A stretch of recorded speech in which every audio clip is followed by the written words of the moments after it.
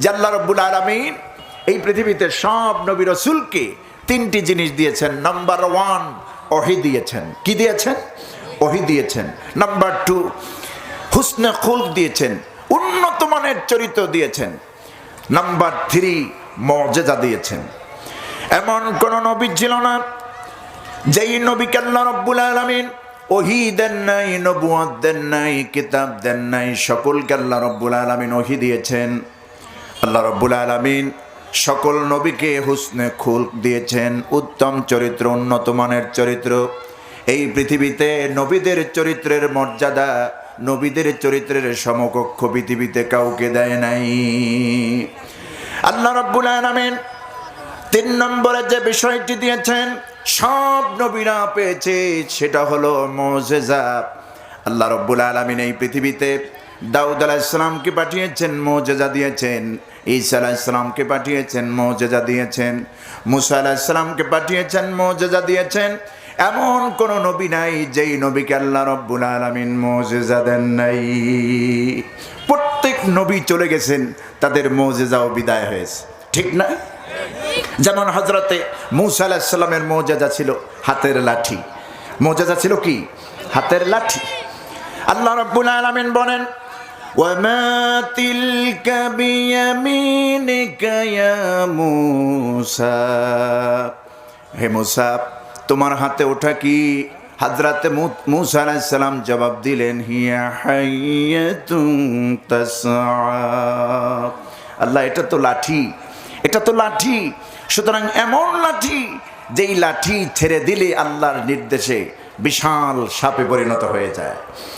মুজিজা হচ্ছে এমন এক আল্লাহর পক্ষ থেকে মহাশক্তি। প্রত্যেক নবীর সমকালীন সময় কাফেরদের তৈরি করা অপশক্তিকে চুরমার করে দেওয়া এবং অপশক্তিকে নির্মূল করে দেওয়ার জন্য যেই শক্তি নবীদেরকে দেওয়া হতো, সেই শক্তিকে বলা হয় মুজিজা। সেই শক্তিকে বলা হয় কি? মুজিজা। হযরতে মূসা আলাইহিস সালামের জামানায় এই জাদুর প্রথা ছিল। জাদুকররা বাঘ, সিংহ, সাপ, এই নানান পদে সালাম বলতেছেন এগুলি। আল্লাহ রাব্বুল আলামিন হযরতে মূসাকে জানাই দিলেন, মূসা রে, ফিরআউনের জাদুকরদের সামনে যতগুলি জাদু তারা তৈরি করেছে, বাঘ বানিয়েছে, সিংহ বানিয়েছে, সাপ বানিয়েছে, আমি আল্লাহ রাব্বুল আলামিন তোমাকে নির্দেশ দিলাম, লাঠি তুমি ছেড়ে দাও জমিনে।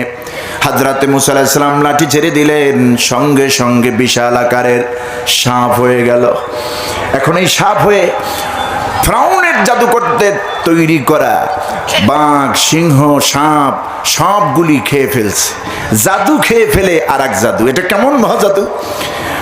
মূসা আলাইহিস সালাম যখন এই সাপ দিয়ে, লাঠি দিয়ে সাপ হলো, সাপ দিয়ে ফিরআউনের জাদুকরদের সব কিছু খেয়ে ফেললো। ফিরআউনের জাদুকররা বুঝতে আর বাকি রইল না, এটা যেমন তেমন, এটা কোনো জাদুই না। কারণ যেই জাদু আমাদের জাদুর সব বাহনগুলি খেয়ে ফেলে, এটা তো জাদু না, জাদুর বাপ নতুবা দাদা। কথা বুঝতেছেন? এটা মহা ক্ষমতাধারী, ঐশী ক্ষমতা আল্লাহর পক্ষ থেকে। ফিরআউনের জাদুকররা চিন্তা করলো, মূসা নবীর লাঠিটা আসলে জাদু কিনা, আমরা একটু দেখে আসি। হযরত মূসা আলাইহিস সালাম ঘুমাচ্ছেন রাতের বেলা। যেই খাটের উপরে হযরত মূসা ঘুমাতেন, আল্লাহ রাব্বুল আলামিনের পক্ষ থেকে জাদু, সেটা তো জাদু নয়, মুজিজার প্রতীক। লাঠিতে হযরতে মূসা আলাইহিস সালাম লাঠিকে ওরকম খাটের পাশে রেখে দিতেন। জাদুকররা করিডোরে এসে জানালার পাশে থেকে তাকায় দেখতেছে লাঠির অবস্থা কি। হযরতে মূসা আলাইহিস সালামের ওই লাঠিখানাকে জাদুকররা দেখতে পেল। মূসা নবী ঘুমিয়ে আছে ঠিকই, কিন্তু লাঠি ঘুমায় নাই। ওই লাঠি হযরতে মূসা আলাইহিস সালামের চতুর্দিকে ঘুরে ঘুরে আল্লাহর নবী মূসাকে পাহারা দিচ্ছে। ফিরআউনের জাদুকররা তারা সারেন্ডার গ্রহণ করলো, নত স্বীকার করলো আর বিশ্বাস করলো এই মূসা নবীর লাঠি এটা জাদুর প্রতীক নয়, এটা ঐশী ক্ষমতা আল্লাহর পক্ষ থেকে। কারণ জাদুবিদ্যার একটি নিয়ম হচ্ছে, যখন জাদুকর ঘুমায় যাবে জাদুবিদ্যাও তখন অচল হয়ে যাবে। তো মূসা নবী ঘুমানো, লাঠি তাকে ঘুরে ঘুরে পাহারা দিচ্ছে। এটা জাদু নয়, এটা আল্লাহর ঐশী ক্ষমতা। এ গেল মুসা আলাইহিস সালামের জাদু। মুসা আলাইহিস সালামও নাই, লাঠিও নাই, জাদুও নাই, আপনার ক্ষমতাও নাই, এই মুজিজাও নাই। হযরত দাউদ আলাইহিস সালামকে আল্লাহ তাআলা এমন মুজিজা দিয়েছিলেন, পৃথিবীর সব নবীদের মধ্যে একটা সুন্দর কণ্ঠ আল্লাহ রাব্বুল আলামিন তাকে দিয়েছিলেন। হযরত দাউদ যখন তার কণ্ঠ দিয়ে সুললিত আওয়াজে জাবুর তেলাওয়াত করতেন, কিতাব এসেছে আকাশের পাখিগুলি ওরা বন্ধ করে দিত, ডানা বিছিয়ে হযরত দাউদের জাবুর তেলাওয়াত শুনতেন। সমুদ্রের কিনারে যদি বসে দাউদ তেলাওয়াত করতেন জাবুর, সমুদ্রের অতল তলদেশ থেকে প্রাণী অর্থাৎ মাছগুলি কিনারায় এসে ভাষণ দিয়ে দাউদ নবীর তেলাওয়াত শুনতে থাকতো। হযরত দাউদ আলাইহিস সালামের অন্যতম মুজিজা ছিল লোহাকে, লৌহ বর্ণকে নরম করা, হাতের মধ্যে নিলে পানির মতো বেরিয়ে যেত আঙুলের ফাঁক দিয়ে, মন মতো যা ইচ্ছা তাই বানাতো। হযরত সুলাইমান আলাইহিস সালামকে মুজিজা দিয়েছিলেন, তক্তার উপরে তিনি বাতাসে উঠতেন। সন্ধ্যাবেলায় যখন উঠতেন, সকালে আসতেন, 1 মাসের পথ বাতাসে তাকে উড়াইয়া নিয়ে যেত। সকালবেলা তক্তায় উঠলে 1 মাসের পথে তিনি সন্ধ্যাবেলায় নামতেন। এভাবে সুলাইমান আলাইহিস সালামকে আল্লাহ মুজিজা দিয়েছিলেন। ঈসা আলাইহিস সালাম কুষ্ঠ রোগীর উপরে হাত দিলে, অন্ধ ব্যক্তিকে হাত দিলে অন্ধ ব্যক্তি ভালো হয়ে যেত, কুষ্ঠ রোগী ভালো হয়ে যেত। এবার আমার ভাইয়েরা, সমস্ত নবী বিদায় হয়েছেন, মুজিজাও চলে গিয়েছে। দাউদ আলাইহিস সালাম চলে গিয়েছেন, দাউদ আলাইহিস সালামের ওই মুজিজাও চলে গিয়েছে। আজ পৃথিবীর কোনো মানুষ যদি লোহা হাতে নিয়ে এরকম চাপ দেয়, পানি হয়ে বের হবে না। হযরত মুসা আলাইহিস সালামের লাঠি আর নাই, ওই রকম কোনো আলামত পাওয়া যাবে না। আমার বন্ধুগণ, হযরত ঈসা আলাইহিস সালামের কোন অনুসারী, বিশেষ করে খ্রিস্টানরা যারা ঈসা নবীর অনুসারী দাবি করে, এদের ভেতরে এমন কাউকে পাওয়া যাবে না যেই ব্যক্তি অন্ধ বা কুষ্ঠের উপরে হাত বুলালে অন্ধ লোক ভালো হয়ে যাবে, কুষ্ঠ লোক ভালো হয়ে যাবে। মুসা আলাইহিস সালাম বিদায় হয়েছেন, মুজিজা বিদায় হয়েছে, ঈসা নবী বিদায় হয়েছেন, আল্লাহ পাক আসমানে উঠায় নিয়েছেন, মুজিজাও বিদায় হয়েছেন। দাউদ আলাইহিস সালাম বিদায় হয়েছেন, মুজিজাও বিদায় হয়েছেন। কিন্তু আল্লাহর নবী দুনিয়া থেকে বিদায় হয়েছেন। আল্লাহর নবীর শ্রেষ্ঠ মুজিজা কোরআনে কারীম এখনো আছে, বিদায় হয় নাই। শ্রেষ্ঠ মুজিজা এজাজুল কোরআন, কোরআনের মুজিজা আজও আছে। সুবহানাল্লাহ। দেখেন না কোরআনের মুজিজা কি? এক একজন বাংলাদেশের গর্ব। 30টা 40টা 50টা 100 দেশকে তারা ফেল করে বাংলাদেশের গৌরব অর্জন করছে কোরআনের হাফেজরা, ঠিক না? কোরআন তেলাওয়াতের মাধ্যমে আমাদের বাংলাদেশে এই সম্পদ আল্লাহ দিয়েছেন। বাংলাদেশে আমরা সেরা হাফেজদের দিয়ে প্রতিযোগিতায় বারবার প্রথম স্থান অধিকার করে। এই কোরআন আল্লাহ আমাদের কাছে এখনো রেখেছেন ইলা ইয়াউমিল কিয়ামা, কিয়ামত পর্যন্ত এই মুজিজার, রাসূলুল্লাহর শ্রেষ্ঠতম মুজিজা এই কোরআন আছে, ছিল এবং থাকবে, ঠিক কিনা? এই কোরআনকে বিকৃত করার জন্য কাফেররা বহু চেষ্টা করেছে। তারা তেলাওয়াত বানিয়েছে, সূরা বানিয়েছে।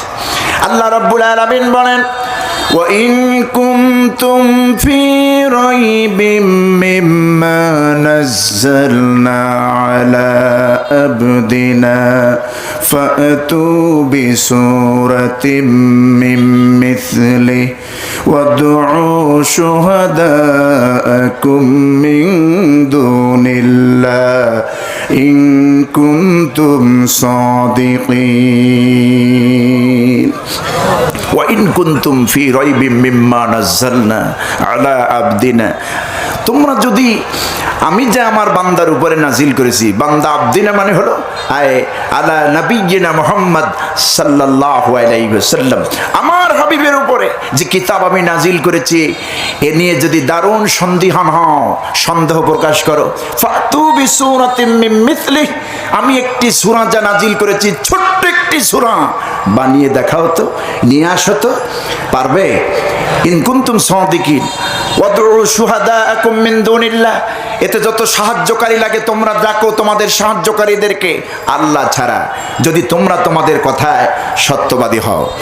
আল্লাহ রাব্বুল আলামিন বলছেন, তাগিদ দিয়ে বলছেন, فَإِن لَّمْ تَفْعَلُوا وَلَن تَفْعَلُوا فَاتَّقُوا النَّارَ الَّتِي وَقُودُهَا النَّاسُ وَالْحِجَارَةُ أُعِدَّتْ لِلْكَافِرِينَ। তোমরা পারবে না, কখনো পারবে না, পারার কথা নয়। সুতরাং সেই জাহান্নামের আগুনকে ভয় করো, যেই জাহান্নামের ইন্ধন হবে মানুষ এবং পাথর। এই কাফেরদের চরিত্র আজও এই জমানায় রয়ে গেছে। কোরআনের বিরুদ্ধে অবস্থান নেয়, দলকানা ব্যক্তিকানা, ঠিক না? দলকানা। একজন মুসলমানের সবচাইতে বড় পরিচয় হচ্ছে আমি মুসলমান, আমি আওয়ামী লীগ, আমি বিএনপি, আমি জাতীয় পার্টি, আমি জামাত ইসলাম। এটা বড় পরিচয় নয়। অকালা ইন্নানি মিনাল মুসলিমিন, সবচাইতে বড় পরিচয় হচ্ছে আমি মুসলমান। সুবহানাল্লাহ। আর আমাদের যেই যে আমরা মুসলমান এই নামটা রেখেছেন সমস্ত নবীদের পিতা যিনি, আবুল আম্বিয়া সাইয়েদনা ইব্রাহিম আলাইহিস সালাম, যিনি ছিলেন জাতির পিতা। এই বাংলার জমিনে, বাংলার দেশের মানুষের উপরে গজব চাপিয়ে দেওয়া হয়েছিল বিগত বছরগুলিতে জাতির পিতার নাম ত্যাগ দিয়ে। জাতির পিতা তো এত সহজ নয়। জাতির পিতা তো নেশা করতে পারে না, জাতির পিতার মুখে দাড়ি থাকবে না, জাতির পিতা কোনো কলঙ্কিত ব্যক্তি হতে পারে না। জাতির পিতা হবেন পৃথিবীর সেরা মানুষ, সমস্ত নবীদের পিতা যিনি। রাসূল পাক সাল্লাল্লাহু আলাইহি ওয়াসাল্লাম বলেছেন, হযরত ইব্রাহিম শুধু একজন নবী নন, তিনি আবুল আম্বিয়া, তিনি নবীদের বাপ, তিনি আমার বাপ, নবীদের পিতা তিনি। কেমন নবী ইব্রাহিম আলাইহিস সালাম, যার সম্পর্কে আল্লাহ রাব্বুল আলামিন বলেন, মিল্লাতা আবিকুম ইব্রাহিম হুয়া সাম্মাকুমুল মুসলিমিন। তোমাদের জন্য তোমাদের জাতির পিতা ইব্রাহিম আলাইহিস সালাম, যিনি তোমাদের নাম চুজ করেছেন, পছন্দ করেছেন, তোমরা মুসলমান। হুয়া সাম্মাকুমুল মুসলিমিন, তিনি আমাদের নাম রেখেছেন আমরা কি? মুসলমান। নিজেরে মুসলমান বলে দাবি করতে কি শরম লাগে, লজ্জা লাগে? আমি অমুকের নেতা, অমুক দলের নেতা, অমুকের আদর্শ, নাউজুবিল্লাহ। রাসূলুল্লাহর আদর্শ ছাড়া কোন মুমিনের বক্তব্য হওয়া উচিত নয়।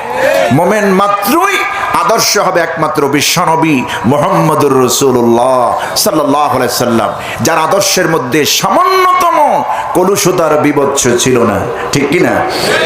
আজকাল নেতারা চুরি করে, জিনা করে, ব্যভিচার করে, মিথ্যা কথা বলে, বলে একটা করে আর একটা। কিন্তু আমার নবী, নাউজুবিল্লাহ, এর ধারে কাছেও কি আমার নবীর চরিত্র নেওয়া যাবে? আমার নবীর চরিত্র সম্পর্কে আমাদের মা হযরত আয়েশা সিদ্দিকা রাদিয়াল্লাহু তাআলা আনহা বলেছেন, হুজুরের সাহাবীরা মা আয়েশার কাছে গিয়েছিলেন আর বলেছেন, উম্মুল মুমিনিন, আপনি আমাদেরকে রাসূলুল্লাহর জীবনী সম্পর্কে একটু বলুন। বিশ্বনবীর স্ত্রী আমাদের মা হযরত আয়েশা সিদ্দিকা রাদিয়াল্লাহু তাআলা আনহা বলেছেন, আতাকরাউনাল কুরআনা, ও আমার নবীর সাহাবীরা, তোমরা কি আল্লাহর কোরআন পড়ো না? নবীর সাহাবীরা বলতেছেন, অবশ্যই আমরা কোরআন পড়ি।